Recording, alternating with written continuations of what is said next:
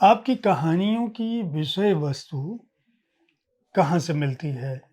आपका जो अपना जीवन अनुभव है पुलिस का, हुँ, हुँ। क्योंकि कुछ कहानियाँ मैंने ऐसी पढ़ी हैं जिनमें आपकी पुलिसिया जीवन के जो अनुभव हैं और उस दौरान जो लोग आपके आस-पास आते हैं, आपने उनके बारे में लिखा है।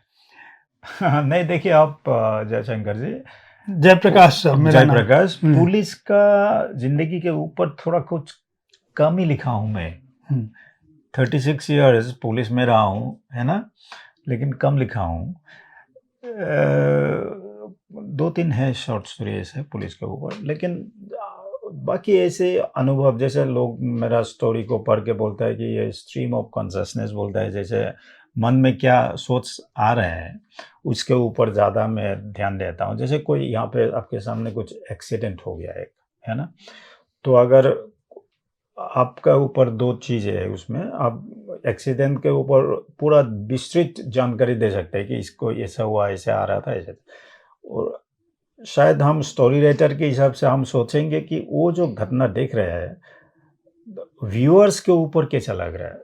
एक व्यूअर अगर उसका भी अपना कोई बेटर था, वो उसी हिसाब से मैं स्टोरी काफ़ी लिखा हूँ अपने दूसरे भावना, धारणा एंड ऑल दोज़।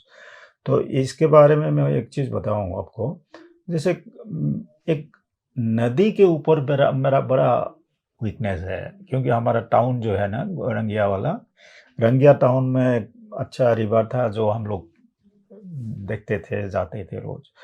तो रिवर के ऊपर और ब्रह्मपुत्र है असम में, तो मैं एक स्टोरी में लिखा था कि हीरो जो है वो बड़ा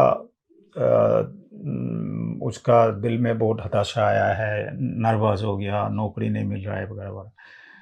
तो वो जाके एक नदी के पास जाके बात करते हैं। तो वो अपने गर्लफ्रेंड को बोलते हैं कि तुम अगर ज़िंदगी में कुछ ज़िंदगी की बात अगर किसको बोलना है, तो सागर को मत बोलो।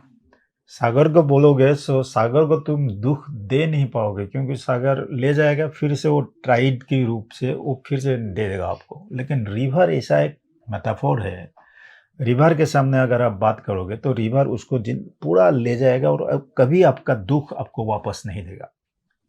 बहती नदी ले जाएगा। तो इस ढंग की थोड़ा-सा जो एक स्टोरी था जो कथा अवार्ड मिला था। कथा अवार्ड जानते हैं आप, है जी। ना? कथा अवार्ड मिला था ऑल इंडिया लेवल का, जो उसमें था एक आदमी कोई दशकों के बाद, कोई सालों के बाद अपना घर वापस आया है, विदेश हो, कहीं भी हो। आके अपना घर पहुँचने जब जाते हैं, वो सभी फर्नीचर्स जहाँ-जहाँ वो छोटे दिन में थे, जहाँ अपना रेडियो छोड़ के गया था, वैसा लगता है कि रेडियो बज रहा है अभी।